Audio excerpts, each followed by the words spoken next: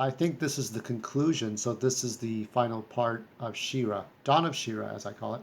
Blood Ties, and we're looking at like a final epic battle, or at least a final battle between He-Man and the Horde Troopers, and they're everywhere. They look a little bit better, maybe close to a four horseman version of them.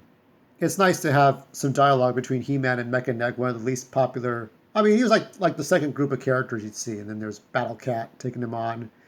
A lot of things going on here. There's Teela. I never thought I'd see. I don't think I remember seeing Teela in Hordak armor, but there she is.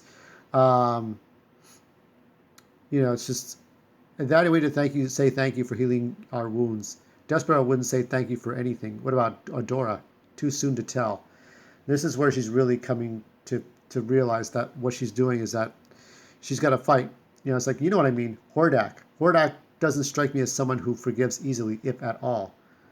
Then I fight and die, but this time I fight for what I believe in, and that would be you. So they're the sisters they never had, right? They're sisters in every sense, and this was very good to tie the two things together. But Hordak is not pleased. Do you think Hordak, unprepared for the inevitability did you really think that Hordak, blind to the revelations waiting for you in this wretched world, the only reason you still live is because Hordak is a forgiving God? Forgiving God. I wish I had a mirror so I could see that look on your face. That's stupid. This is Hordak as he stands before them. And he's still bound by Despondos. He can't just get out. King Grayskull kept him there. Now here he says, because you handed Eternia, you conquered your own. Yours by the hand by which Grayskull's legacy was undone. Cling to that as if it were a lie, told from your birth. Despera, that is not my name. It is a name the meat of the name of this realm will know you by. Everyone will know you by this name, the name they will curse as author of their misery, the name of their conqueror. Never again will they be able to invoke the name Grayskull without also invoking you. You've killed Grayskull's legacy. This is all kind of like gaslighting and harassing and threatening, because again, it goes back to the original cartoon where Hordak would not let go of Adora because that was the child that he had raised, but to do evil bidding. And this is this final showdown is about her facing her own truths. Take out the trash if you have a mind to. Hordak has no further use for it. There's a charm we all come to know and loathe. Too late, me, Eternia is mine. This is this is Hordak going on a rampage. This is really like a different thing. I mean, it's seeing Skeletor as one thing. Skeletor is a misguided piece of shit who tried to conquer Eternia again and again. Eternia is now Hordak, made so while its so-called masters of the universe dither with incidentals. Your concern for Castle Grayskull and the power locked with blinded you to the rest of the world. But then, when have you ever thought past Grayskull? Eternia only exists in your mind during crises that might ill affect Grayskull. Tell me, He-Man, when was the last time you went anywhere in Eternia where there was not a crisis to be overcome? Your monstrous hubris challenges Hordak's. Hordak at least acknowledges the fact that fact exalts in it. You think of yourselves as beings of Grayskull, not of Eternia. I have truth to be told. Removed a burden from you, the burden of Eternia. You are so welcome. This is where this is the first full conversation that He-Man and Hordak have. Now, they're not going to fight now. This will happen later, sometime later, but Skeletor will get involved, and then there'll be Skeletor and He-Man. This is not over. You will never take Grayskull while a single one of us lives. Fool, I've already taken it. A boon, a gift from your lord. Stand down, the Oss warrior. And there it is. The end of Grayskull is no longer a concern. I grant you your freedom. This is the end of Grayskull. This is something you would see in a movie, where if the sorceress wanted to stop Skeletor, she would just destroy the castle, but then have it like rebuilt within 4 dimensions. Like you could see it in a wormhole in space, so that it exists, but it doesn't exist. And that's what's happening here, is that he's just destroying it, but he'll rebuild it in his likeness. He'll rebuild Grayskull again in his likeness and keep everybody else out. And it's a tragedy what's happening. But it will be rebuilt. Eventually it will be rebuilt. But as of now, Hordak is trying to show He-Man that his place on Eternia is infinitesimal. It doesn't mean anything. The price of arrogance. I can't do that. I can't do the snorting thing. The price of believing that Hordak would trust his hordes to the bloodline of Grayskull. The malign influence of the Fright Zone has spread throughout Eternia. While you made your feudal stand, the darkness seeded by Hordak took root, grew, corrupted the very land you have sought to save. You have failed. How many die today for a hollow deal? How many fight to the death? Hollow words, you know this cannot stand. You may have won a battle, but the war still rages. Eternia is mine. The land, but the people never. That prophecy has already been fulfilled. Hordak has nothing to fear from you. And then it's like, and kill them all. This is Hordak's declaration of coming back. That even though I'm bound by Despondos, I can still use my hand, my influences, Despera, the Horde troopers, my Horde, to get Eternia back. And he can conquer both Etheria and Eternia. Run, my friend. We shall meet you at Point Dread. Point Dread, yeah. Remember Point Dread was like an outset of Castle Grayskull. It looked like Castle Grayskull, but it was just like one rook, one tower, with the the Wind Raiders attached to it. Don't tell me you have a way out of here. First rule of Man at Arms is always be prepared. And there, I think that's the Wind Raider or some other thing that's attached to the Point Dread tower. And that's pretty much it, I think. Oh no, we have a little bit more. And this is dealing with the king.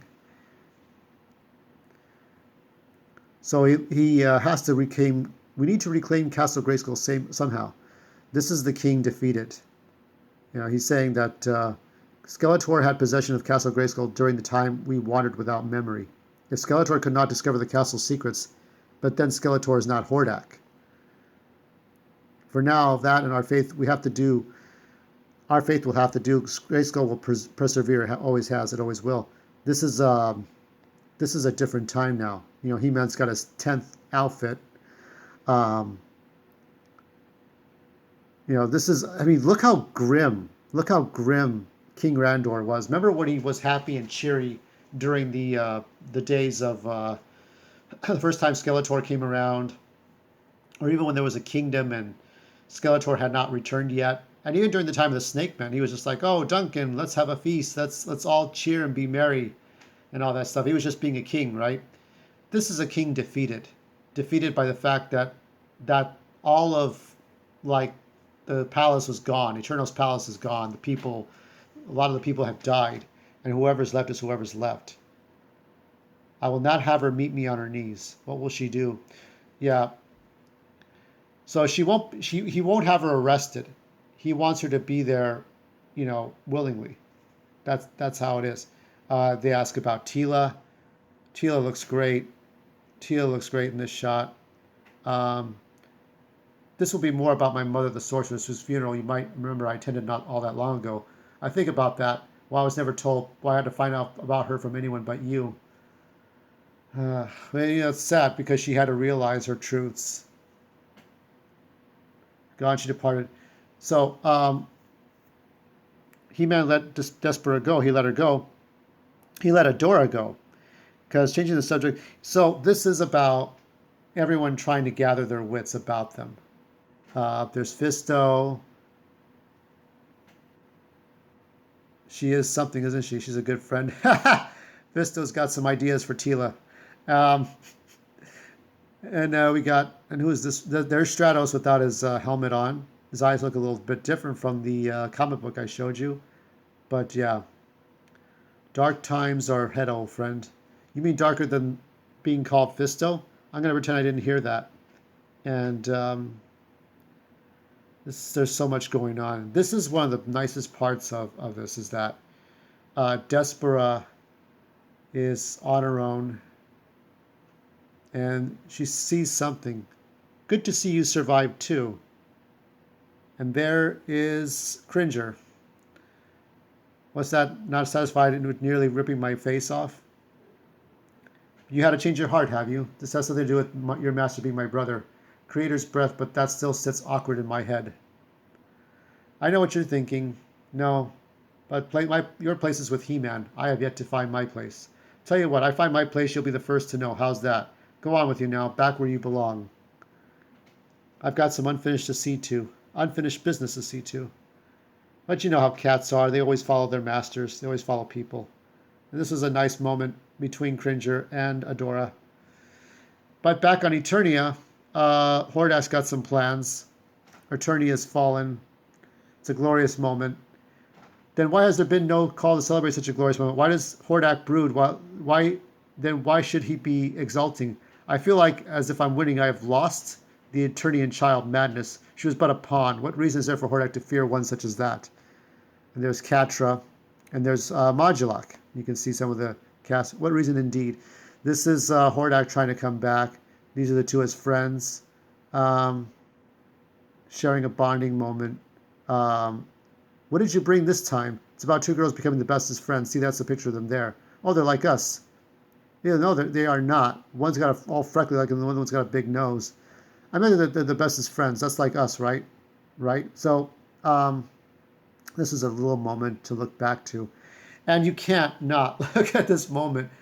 This is their She-Ra with Swiftwind. This is one of the greatest. Look, there is this one. This one was funny. I like this Skeletor here. It looks like the one from the original comic book illustrations from the 81, 82. And there's He-Man in a new outfit. And there's Despera. And you can see Despera without a helmet. He-Man again. Old school He-Man, new school He-Man. Hordak's robots, I guess. There's Roboto.